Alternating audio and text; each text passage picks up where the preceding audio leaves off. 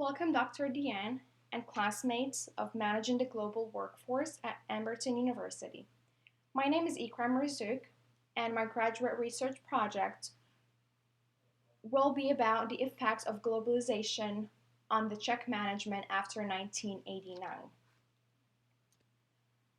My topic will cover the Czech geography, culture, as well as demographics, business and investment opportunities in Eastern Europe, major aspects of globalization affecting human resource management in Eastern Europe and specifically in the Czech Republic, effective mobility program in the Czech Republic with the focus on business talent compliance and internal environment, in addition to challenges and opportunities of a global mobility program in the Czech Republic, followed by limitations of the studies, suggestions, methodologies, conclusions with the focus of implications to the 21st century workforce, and last, a quick discussion.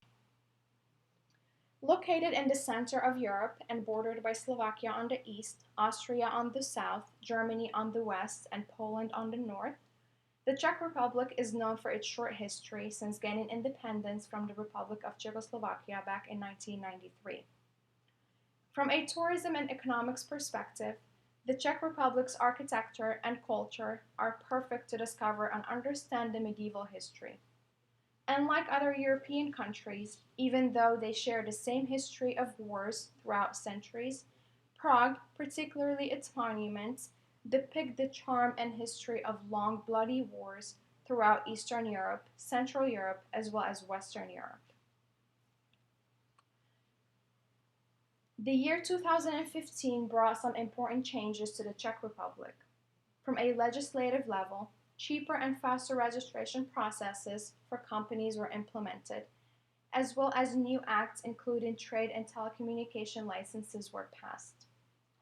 Those legislative actions passed by the Parliament aided in speeding up the registration process and also court proceedings. The latter two initiatives were summarized. First, in making sure registration processes in general have been implemented, and the notary public is being efficient and on time with complete enrollment process.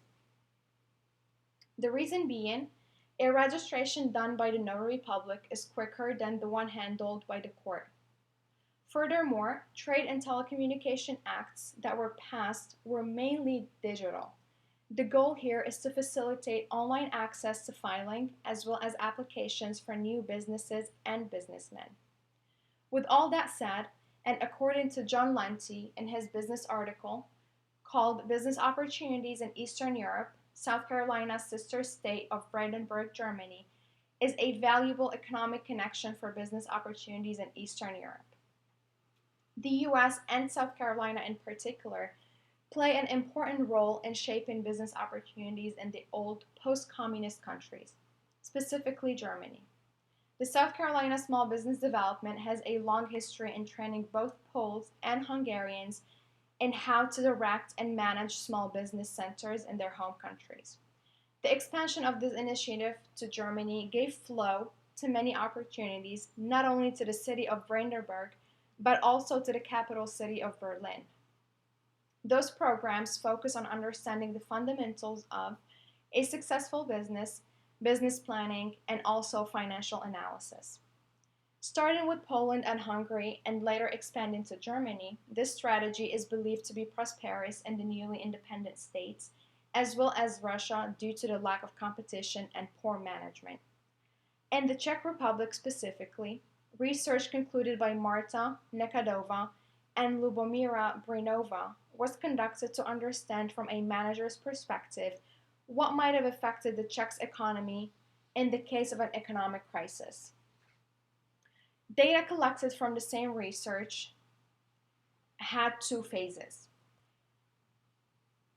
Phase 1 focused on the question on comparing the last quarter of the year 2008 with its previous year 2007 as far as realization of production, domestic market, number of employees, and also major foreign owners. Results of this research show that 34% of Czech entities disclosed a plunge in production and thus profits. Additionally, data also show that respondents believe finance in research and development, as well as service portfolios, changed by only 5 to 6%. Conclusion is that organizations in the Czech Republic see an endless business opportunity when it comes to market supply and product development. Followed by phase 2 of the research, which focused on the first half of the year 2009 compared to its foregoing year 2008. Outcomes show the plunge confirmed in phase 1 tripled. And even worse, due to the reduction of marketing, logistics, and also personal costs, entities had to come up with ways to survive. Therefore, it is an indicator of firms understanding the importance of innovation and its relationship to opportunities. However, from a financing analysis, this research showed negative outcomes when it comes to firms' access to financial resources required for both operational and investment financing, leading to major restrictions in penetrating new markets. The second phase of the examination shows little positive views from a financial resource as well as penetration to new markets. As far as major aspects of globalization affecting human resource management in Eastern Europe and the Czech Republic in specific, and from an economic and political position, globalization and liberalization have paved the way to international trade and the flow of direct investment. However, one of the most challenges facing the latter two is the lack of cultural understanding in those newly emerging nations. Regardless of all advancements in technology and market penetration, expatriates' knowledge as far as culture is still lagging. However, globalization brought in an important key player into the workplace. Women and their role have been prominent in shaping the Eastern European societies, including both post communist countries and emerging nations. The latter reason is the outcome of an equality culture implemented by the communist regime. Consequently, in the late 1980s, it was obvious that this system is not quite equal when analyzing higher management opportunities available for women. Post-World War II era is known for its vigorous economic growth. Not only that, it was the era of promoting women in the workplace. Initiated by both the government and private institutions, this fact is a result of a shortage in human resource caused primarily by the war. Furthermore, the relocation of individuals fleeing the war is another important factor to women's equality in the workplace in Eastern Europe. With all this being said, these factors have definitely shaped the socio-economic formation of those countries. Today, research shows that women are moving towards more prominent and challenging positions in the workplace. This latter component results in ongoing women promotion in professional roles. On the one hand, it is believed that women are conditioned to perform in limited types of duties, which constitute an obstacle to what they're trying to achieve. However, a research done by Wooldow and Boudoir states that those perceptions are only used in certain cultures to negatively alternate the image of women and their positions. Additionally, anthropologists have conducted certain analysis on small uncontrolled groups of people to define the true role of women in the business world. Their findings reveal that women are, by nature, conditioned to be unlike men, and not only that, they're bound by biology. A year ago, while in the Czech Republic, I was actually able to have this particular discussion with one of the professors over at the Czech University of Science of Prague. The professor simply stated that in general, women in the Czech Republic earn wages that are 22% lower than men across all branches, including the academic sector or teaching positions. With the exception of transport and logistics industries. She further explained that there has not been any special movement in the past except for public discussions and analysis. So, of course, here we can conclude that human resource strategists must give a closer look at gender based cultural differences, not only in the Czech Republic or Eastern European countries, in particular, however, across nations. As for the effective mobility programs in the Czech Republic, of course, here focusing on business talent, compliance, and international environments. So, in order to increase effectiveness, talent and knowledge management are key factors, as well as a rigorous understanding of social development can help change workplace demand and challenges. From an HR perspective, the Czech labor force is highly educated and competitive, which constitutes an opportunity for multinational corporations. However, according to Hanna Urbankova and Lucy Vnukova, the Czech labor market is seeing an increase in employment rates and also lack of talent. The issue here remains in the migration of talented employees pursuing better opportunities elsewhere as globalization opens more channels and possibilities. From a business mobility standpoint, the Czech workforce is not mobile. The majority of the workforce does not speak English, which limits its mobility and work opportunities abroad. These foreign investment and opportunities give employees the chance to move up. Compared to 30 years ago, social mobility helped the Czech Republic's wages increase by 400 to 500%. However, from a manager's perspective, the country has not perfected management yet. To achieve the latter point, Urbankova and Vankova suggest several key steps. Step 1 requires a true understanding of the importance of employees to an organization. Ensure knowledge, continuity, and also organizational levels. So, in the midst of trying to achieve higher competitive advantage, corporations should work on improving their employees' engagement in the workplace. According to Gallup Q12 survey, 73% of workers describe themselves as disengaged from their work. The same survey estimated that actively disengaged workers cause the American economy up to $350 billion per year in lost productivity. These results show that the more engaged the employee is, the more productive and innovative the company. In order to achieve this productivity and innovation, a corporation should create a talented workforce since its people are considered its valuable assets. To implement quality service programs, corporations should develop a service mission serving as the company's guide to customer service. Along with the latter, organizations must gain the support of their management because those leaders help develop a culture where recognition, appreciation, and excellent service to internal as well as external customers are important norms.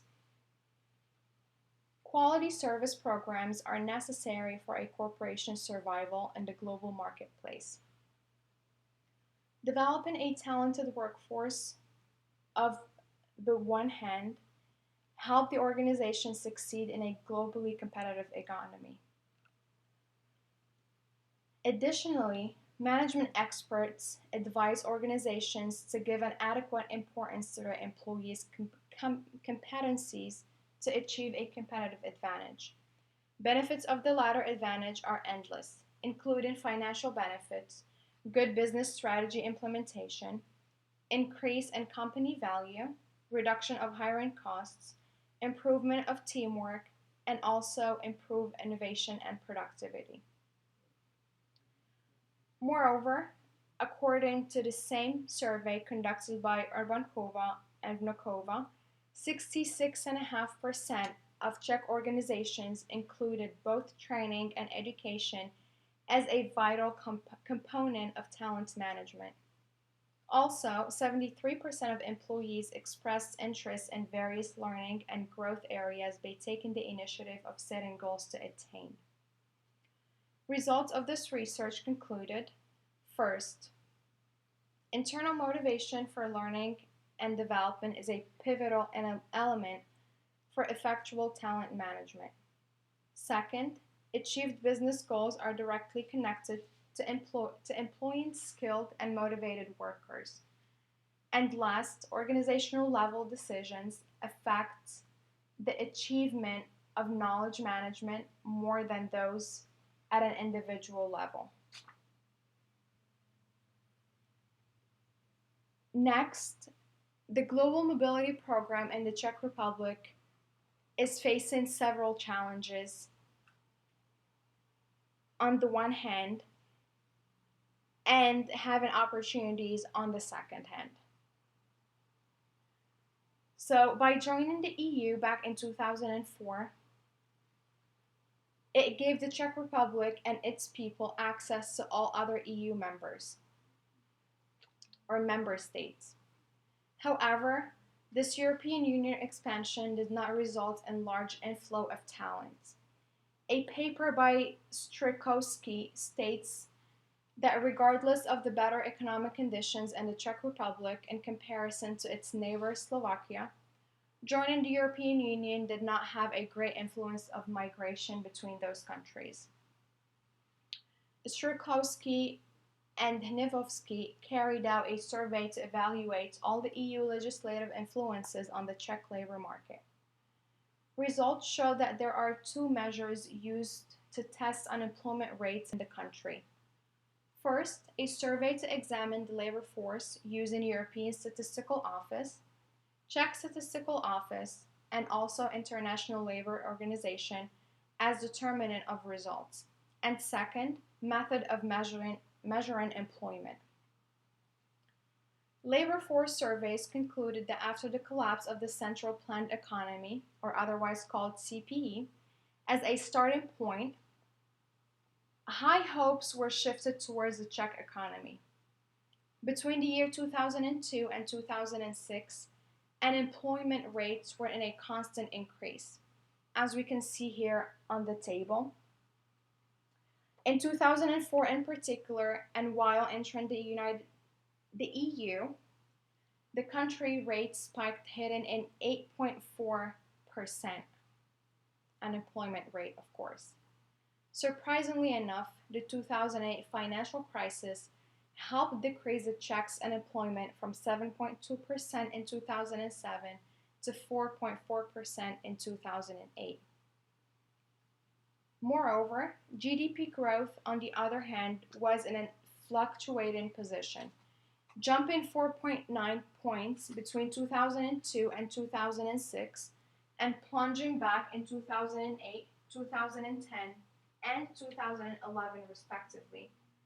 These results go back to joining the EU in 2004, where both the European Union and the Czech citizens had free access to both job markets. In addition, Slovaks play a major role in shaping the Czech labor market. During the first full year after joining the European Union, 22,000 workers were added to the trade list, where 16,000 of them were of Slovak origins. To conclude their research, Strzelecki and Hnivovsky find that there is an immediate correlation between the Czech Republic joining the European Union and the development of its labor market. Moreover, legislations passed by the Czech government secured a free entry to its market for all EU citizens. This legislative act led to a significant growth in the EU numbers of workers and also finding suitable jobs more simply. So, while conducting this research, I have come across certain limitations, of course, for my studies. And the major one is the fact that the Czech Republic, as it stands, is only 30 years old. And for that reason, Limitations of my study include, but are not limited to, first of all, for this research, geographically speaking, distance and the inability of connecting with industry experts in the Czech Republic is an obstacle to accessing more instructive information. Second, in the Czech Republic in general, there are not major corporations or major Czech corporations out there for me to analyze.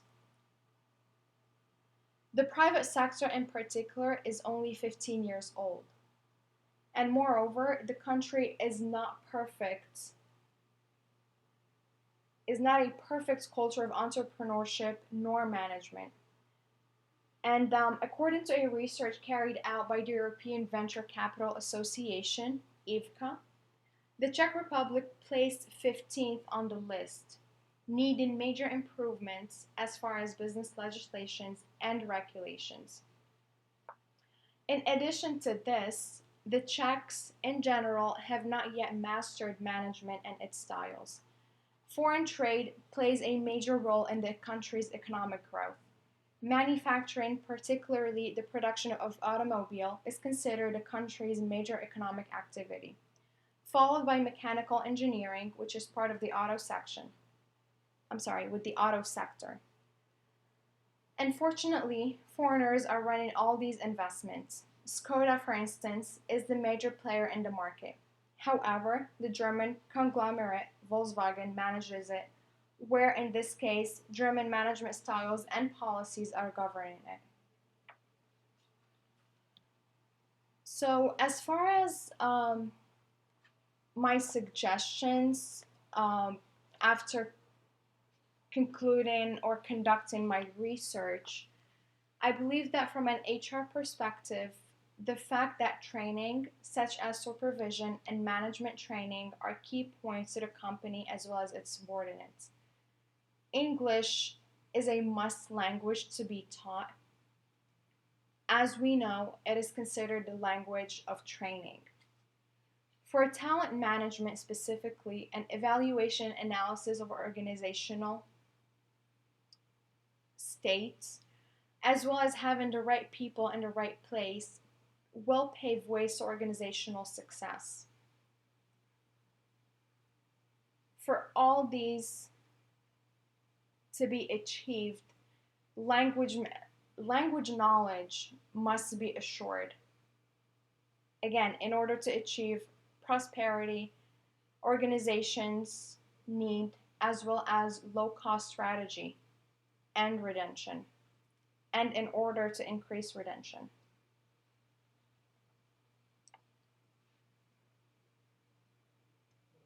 Followed by methodologies, I would recommend that corporations should get in touch with an English or Irish university to teach English. The reason being, I specifically chose the UK or Ireland because of their location mainly. Of course, they're located in Europe, so it would be less of a hassle.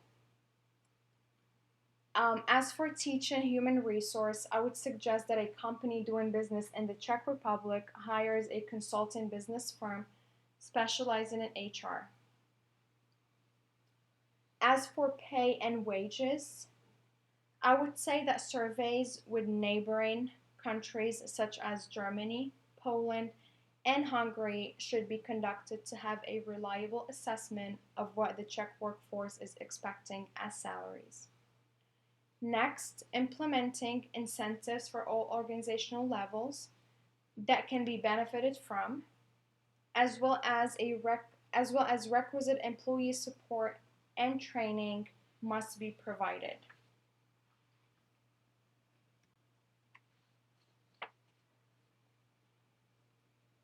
So the conclusion of this study, with the focus on the 21st century workforce, our current century, or the 21st century, not only requires us to be able to read and write, but also to be innovative. Innovation is a vital component to keep productivity and profits flowing. In the Czech Republic, in particular, this revolution is dominating the tourism sector. The strategy is pertained of two corporate levels, corporate and destination. Particularly, it is all about the search for new products and modifying them to deliver satisfactory new results. Additionally, for this innovation to be realized, certain factors are required. Sufficient resource and the right environment, of course. These two components help the Czech Republic realize a creative tourism and bring its culture to a whole different level. A research by Jelinich and Zuvela explained that this touristic creativity focuses mainly on process and contacts. Moreover, it is considered a personal, natural, and also cultural resource. The Czech Republic, regardless of its history of wars, still has a great wealth potential as far as the natural and cultural environment. Its entry to the EU back in 2004, but excluded itself from the Eurozone. In other words, the Czech Republic does not have the euro as a currency. It still uses the Czech crown. That puts it outside of the Eurozone. So this factor has a major influence. The study's data show that the Czech Republic succeeded its European Union neighboring countries as far as tourism between the years of 2005 and 2004. So all this is a result of cultural richness, heritage, lifestyle, which drove the establishment of tourism management and also destination management organizations to be successful. However, there is one drawback to this innovation, which is the great and large potential of Czech areas available for tourists to discover on their own. Unfortunately, the government is still lagging and contributing to the development of infrastructures, as well as museums, parks, all the attraction facilities for tourists. On a more corporate level, the government also needs to furnish corporations with technical, financial, as well as theoretical support for organizations to help them create outstanding results.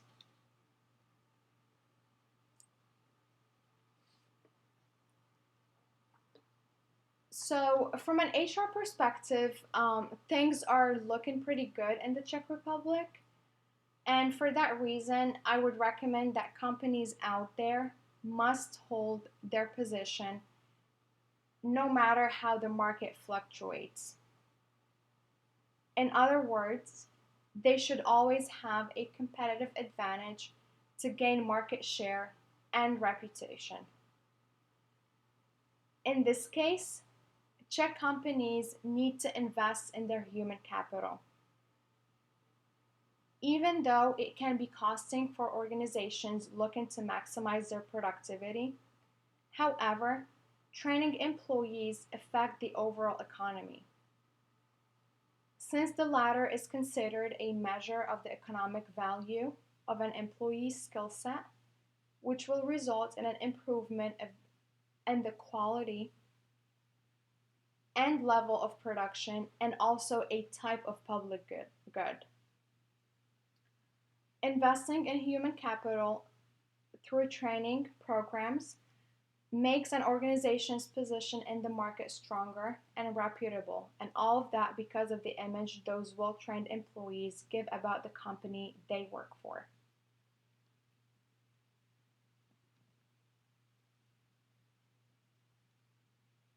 Thank you for listening.